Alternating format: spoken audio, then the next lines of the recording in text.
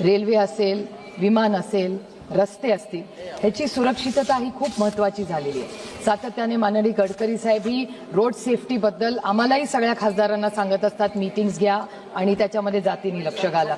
तसंच रेल्वे बाबतीत सातत्याने रेल्वेचाही CAG रिपोर्ट आलेला आहे आणि आज दुर्दैवाने वेग वाढल्यामुळे अनेक ठिकाणी आज रेल्वेचा असेल किंवा गाडीचे असतील किंवा विमानाचे ॲक्सिडेंट जातात.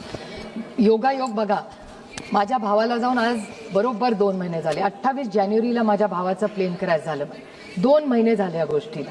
एखाद्या कुटुंबातला कर्ता पुरुष जेव्हा जातो ना, त्याचं दुःख त्या कुटुंबालाच माहिती असतं. आम्ही पण हे भोगलेलं आहे. मग विमानात जाऊ दे का गाडीत जाऊ दे किंवा रेल्वेमध्ये जाऊ दे, सुरक्षितता ही अतिशय महत्त्वाची झाली. आणि सुरक्षितता कशासाठी? आता माझ्या भावाचं प्लेन पडलं, 2 महिने झाले, माझ्या कुटुंबाला कुठे न्याय मिळाला? आमच्यासारख्या कुटुंबा, माझा भाऊ डेप्युटी चीफ मिनिस्टर होता महाराष्ट्राला, त्याला जर न्याय मिळत नसेल तर सर्वसामान्य माणसाला न्याय कसा मिळणार? माझ्या भावाचा, मोठ्या भावाचा मुलगा रोहित म्हणजे पक्षांमध्ये केला आणि मी जाहीरपणे, अरविंदजी इथे बसलेत, अरविंदजींचे, काँग्रेस पक्षाचे, DMK, सपा, सगळ्या पक्षांनी, मला याच्यात राजकारण आणायचं नाही, पण एक FIR करायला रोहित पवारला जंग करावी लागली.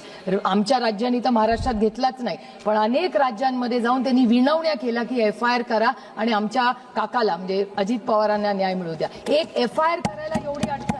आणि जर या देशाच्या डेप्युटी चीफ मिनिस्टरची जेव्हा एवढा मोठा ऍक्सिडेंट होतो त्याचा FIR होत नाही तर सामान्य माणसांनी जायचं कुठे?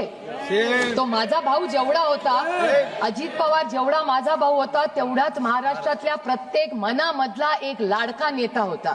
तर आज एवढ्या मोठ्या नेत्याचा एवढा मोठा ऍक्सिडेंट झाल्यावर इन्क्वायरी व्हायला नको? माझी विनम्र हात जोडून महाराष्ट्र आणि भारत सरकारच्या एवढीच विनंती आहे की पारदर्शक इन्क्वायरी व्हावी सगळ्याच ऍक्सिडेंटची. मग तो अहमदाबाद